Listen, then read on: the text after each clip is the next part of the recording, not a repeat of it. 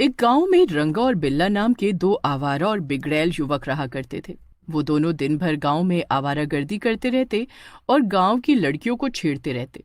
एक दिन रंगा और बिल्ला एक पेड़ के नीचे खड़े हुए होते हैं कि तभी रंगा की नजर मुखिया और उसकी बेटी पर पड़ती है। रंगा तुरंत बिल्ला से कहता है, अरे बिल्ला भाई, वो देखो, लगता है मुखिया अपनी बेटी के साथ कहीं जा रहा है। रंगा की बात सुनकर बिल्ला मुखिया की बेटी बिंदिया को छिछोरी भरी नजरों से देखकर बोलता है, अरे रंगा, मैं तो बिंदिया का कब से दीवाना हूँ, मगर बिंदिया है कि मुझे घास ही नहीं डालती। बिल्ला की बात सुनकर रंगा गुस्से से बिल्ला से बोलता है, अरे बिल्ला भाई, बिंदिया केवल तुम्हें ही नहीं बल्कि गांव के किसी भी लड़के को घास नहीं डालती। अरे जब उसने मुझे घास नहीं डाली तो फिर तुम तो ना 3 में हो ना 13 में। रंगा की बात सुनकर बिल्ला बुरी तरह से क्रोधित हो जाता है। अरे तू क्या अपने आप को ऋतिक रोशन समझता है? मुझे सब पता है। पिछली बार जब तूने बिंदिया से बात करने की कोशिश की थी तो उसने चप्पल से तेरी बहुत पिटाई की थी। बिल्ला की बात सुनकर रंगा हंसते हुए बोलता है, अरे कम से कम मैंने हिम्मत तो दिखाई थी बिल्ला भाई, तुम में तो इतनी हिम्मत ही नहीं है कि बिंदिया से अपने प्रेम का इजहार कर सको। अभी तूने मेरी हिम्मत देखी कहाँ है? देख, मैं मुखिया के सामने बिंदिया से प्रेम का इजहार करूंगा और मुखिया से बिंदिया का हाथ भी मांगूंगा। इतना बोलकर बिल्ला रंगा के साथ मुखिया के पास पहुंच जाता है और बिंदिया को देखकर बोलता है, अब बिंदिया, मैं तुमसे प्रेम करता हूँ। ये सुनकर मुखिया गुस्से से बिल्ला की ओर देखकर बोलता है, अरे कुछ शर्म हया है या नहीं? तुम्हें मेरे सामने मेरी बेटी को छेड़ते हुए शर्म नहीं आती? बिल्ला हंसते हुए बोलता है। देखो मुखिया, अपनी बेटी बिंदिया की शादी मुझसे कर दो। ये सुनकर बिंदिया अपना आपा खो देती है। एक बार कभी अपनी आईने में शक्ल देख लेना तो समझ आ जाएगा, फटे हुए आलू की तरह दिखते हो। इतना बोलकर बिंदिया अपने पिता मुखिया से बोलती है, चलो पिताजी, हमें इनके मुंह नहीं लगना। पता नहीं कौन सा दिन होगा जब इन निकम्मों से हमारे गांव को मुक्ति मिलेगी। बिंदिया मुखिया के साथ गुस्से से वहाँ से चली जाती है। रंगा हंसते हुए बिल्ला से बोलता है, अरे बिल्ला भाई, मेरी बेइज्जती तो अकेले में हुई थी, लेकिन आपकी बेइज्जती तो मेरे सामने ही हो गई। चल रंगा, शहर चलते हैं, अब कुछ बनकर ही लौटेंगे। रंगा और बिल्ला उसी समय शहर की ओर जाने वाले रास्ते पर चलने लगते हैं। वो दोनों कुछ ही दूर जाते हैं कि तभी जोरों से बारिश होने लगती है। तभी उनकी नजर एक टूटे हुए खंडहर पर पड़ती है। वो दोनों बारिश में भीगते हुए उस खंडहर के अंदर चले जाते हैं। खंडहर के अंदर रंगा बिल्ला से बोलता है, अरे बिल्ला भाई, इस बारिश ने तो हमारे कपड़ों की इस्त्री खराब कर दी। रंगा इतना बोलता ही है कि तभी वहाँ पर डरावनी डरावनी आवाजें आने लगती हैं और वहाँ पर एक चुड़ैल आ जाती है। रंगा और बिल्ला उस चुड़ैल को देखकर बुरी तरह से घबरा जाते हैं। चुड़ैल उन दोनों को देखकर बोलती है, तुम दोनों में से किसने मुझे बुलाया? ये सुनकर रंगा डरते हुए बोलता है, अरे चुड़ैल जी, किसकी हिम्मत है जो आपको बुलाएगा? अरे हम दोनों में से किसी ने आपको नहीं बुलाया। स्त्री शब्द सुनकर मैं शक्तिशाली हो गई। मैं एक स्त्री चुड़ैल हूँ।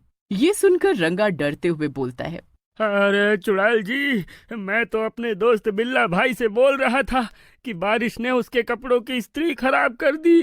रंगा इतना बोलता ही है कि तभी वो चुड़ैल रंगा को पकड़कर उसका खून पी जाती है और उसे मार देती है। ये देखकर बिल्ला बुरी तरह से घबरा जाता है। तभी चुड़ैल बिल्ला के शरीर में प्रवेश कर जाती है। ऐसा होते ही बिल्ला की आंखें लाल हो जाती हैं और वो चुपचाप अपने गांव की ओर चला जाता है और चुपचाप घर पर सो जाता है। अगली सुबह बिल्ला उठकर एक ठेला लेकर गांव के बाजार चला जाता है और वहां पर कपड़ों पर इस्त्री करने लगता है। तभी वहां पर चंपा नाम की एक औरत आकर बिल्ला की ओर देखकर बोलती, अरे बिल्ला, तुम कपड़ों पर इस्त्री कर रहे हो? चलो अच्छा है, दिन भर आवारागर्दी करने से तो यही काम अच्छा है। वैसे तुम्हारा जोड़ीदार रंगा कहीं दिखाई नहीं दे रहा।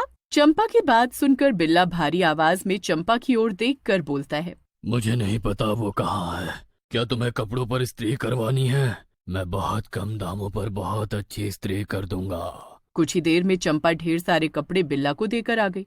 लेकिन कुछ देर बाद जब चंपा कपड़े वापस लेने गई तो उसने देखा कि उसके सारे कपड़े जले हुए थे। ये देखकर चंपा गुस्से से बिल्ला से बोलती है, तभी मैं कहूँ कि अचानक तू सुधर कैसे गया? अरे करम जले, नास पिटे, तेरा सत्यानाश जाए। तूने तो सारे कपड़े जला दिए, यहाँ तक कि मेरे पति की धोती भी जला दी। ये सुनकर बिल्ला के शरीर में चुड़ैल बुरी तरह से क्रोधित हो जाती है। अचानक वो बिल्ला के शरीर से बाहर आ जाती है और बिल्ला बेहोश हो जाता है। चुड़ैल को देखकर चंपाताई बुरी तरह से डरते हुए बोलती है, चुड़ैल, चुड़ैल। हाँ, स्त्री करने वाली चुड़ैल, तेरी हिम्मत कैसे हुई मेरे द्वारा की गई स्त्री को खराब बोलने की? तू तो मरेगी। इतना बोलकर चुड़ैल चंपाताई का खून पी जाती है और उसे मार देती है और फिर से दोबारा के शरीर में प्रवेश कर जाती है। उस दिन के बाद बिल्ला ठेला लगाकर बाजार में खड़ा हो जाता और गांव के किसी न किसी युवक या औरत के कपड़ों को जला देता। जब वो युवक या औरत शिकायत करने के लिए आते तो चुड़ैल बिल्ला के शरीर से बाहर निकलकर उसे मार देती। गांव में रहस्यमयी मौतों से परेशान होकर एक दिन मुखिया अपनी बेटी बिंदिया से बोलता है, समझ में नहीं आ रहा कि गांव में रहस्यमयी हत्याएं कौन कर रहा है। पिताजी, आपने शायद एक बात नोट नहीं की, काफी दिनों से बिल्ला का दोस्त रंगा भी गायब है। मुझे तो बिल्ला में ही कुछ गड़बड़ लग रही है। अब उसने लड़कियों को छेड़ना भी बंद कर दिया है, बस चुपचाप ठेला लगाकर कपड़ों में इस्त्री करता रहता है। तुम सही कहती हो, लगता है अब मुझे किसी साधु महाराज को बुलाना ही पड़ेगा। अगले दिन साधु गांव में आ जाता है और मुखिया से बोलता है, क्यों बुलाया मुझे यहाँ पर? मुखिया सारी घटना साधु को बताते हुए बोलता है, अब आप ही कुछ कर सकते हैं साधु महाराज। साधु अपनी आंखें बंद करता है और अचानक मुखिया से बोलता है, स्त्री, तेरे गांव में किसी स्त्री का वास है। क्या हमारे गांव में फिल्मों वाली स्त्री आ चुकी है? अबे फिल्मों वाली स्त्री नहीं, बल्कि कपड़ों में इस्त्री करने वाली चुड़ैल का वास है। उस चुड़ैल ने किसी के शरीर के अंदर अपना डेरा जमा रखा है। इतना बोलकर साधु तेज आवाज में मंत्र पढ़ने लगता है और चिल्लाते हुए बोलता है, कहाँ है तू स्त्री? सामने आ। तभी वहां पर रंगा कपड़ों की इस्त्री का ठेला लेकर वहां पर आ जाता है और चुड़ैल रंगा के शरीर से बाहर आ जाती है और साधु से बोलती है, किसको अपने कपड़ों पर इस्त्री करवानी है? बकवास मत कर चुड़ैल, सीधी तरह से बता, आखिर तो गांव के लोगों को क्यों मार रही है? वर्षों पहले मैं इसी गांव में रहती थी और गांव के लोगों के कपड़ों की इस्त्री करके अपना गुजारा करती थी। सभी लोग मुझे स्त्री कहकर ही बुलाते थे। एक दिन मैंने गलती से इस गांव के जमींदार के कपड़े जला दिए और जमींदार ने मुझे धक्के देकर गांव से बाहर निकाल दिया। मैं रोती हुई खंडहर के अंदर जाकर रहने लगी और एक दिन मैं खंडहर में ही मर गई और चुड़ैल बन गई। मगर चुड़ैल बनने के बाद मैं बहुत कमजोर थी। कुछ दिनों पहले इसी गांव के 2 युवक वहां पर आए और मैंने उनके मुंह से स्त्री शब्द सुना। स्त्री शब्द सुनते ही न जाने क्यों मेरे अंदर एक अजीब सी शक्ति आ गई और मेरी आंखों के सामने जमींदार का चेहरा घूम गया। मैंने एक युवक को वहीं मार दिया और दूसरे युवक के शरीर में प्रवेश कर गई। यहाँ से चली जा। नहीं, मैं यहाँ से नहीं जाऊंगी।